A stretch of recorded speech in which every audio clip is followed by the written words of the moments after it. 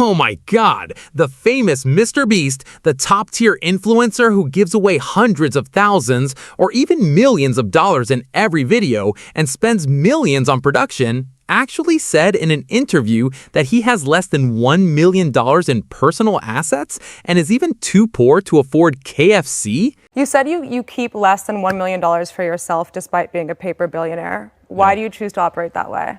It's funny talking about my personal finances because no one ever believes anything I say. So, I mean, because they're like, you're a billionaire. I'm like, that's net worth. I have negative money right now. I'm borrowing money. That's how little money I have. Technically, everyone watching this video has more money than me in their bank account if you subtract the equity value of my company, which doesn't buy me McDonald's in the morning or whatever. But yeah, why do I choose to keep it that way? It's not, I don't know. I just don't really think of it. I wake up, I just work, and I don't know. I'm just so busy working. I don't really think about my personal bank account, if that makes sense. I'm just laser focused on, making the greatest videos possible and building the business as big as possible. Is he trying to imply how dedicated he is to his videos? It's totally normal for rich people to do this for tax avoidance, but coming out and pretending to be poor is just lame.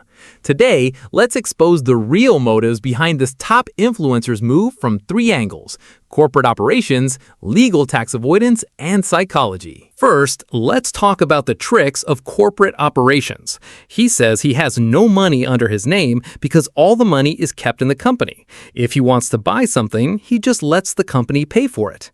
Daily expenses like houses and cars can be billed to the company, or simply registered under the company's name. As the boss, he just enjoys the 24/7 right to use them. This is incredibly common among top-tier billionaires in the West. Look at Elon Musk. He doesn't even own a house under his name and rents all his residences. Look at the huge streamer XQC. He's worth hundreds of millions but still runs his expenses through his company. Do you really think he doesn't know how his assets are distributed? What MrBeast didn't tell you is this: even if he did absolutely nothing for a month, his accounts would still grow by tens of millions. Second is what the rich care about most: legal tax avoidance. Why absolutely refuse to put money into a personal account? Because transferring company money to a personal account means paying outrageously high personal income taxes. Running all expenses through the company saves a massive amount on taxes. At his level, very few people store huge amounts of cash. Their wealth is converted into various assets to avoid taxes, all managed by dedicated professionals. Setting up tax avoidance trusts that also protect assets from being split 50-50 in a marriage and moving large assets into them is an old playbook for Western billionaires. If they actually need cash, the rich can just borrow against their assets. After all, the interest on a loan is always much lower than paying personal income tax.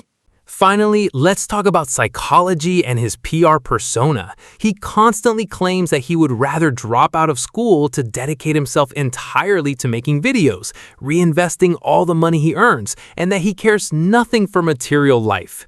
Does such a selfless contributor truly exist in this world? Someone who gives up his own life just to bring good videos to his audience? Ironically, while poor people puff themselves up at their own expense to avoid being looked down upon, these rich people feel a great sense of accomplishment by pretending to be poor. To put it bluntly, this behavior is a classic case of building a persona to fool the gullible.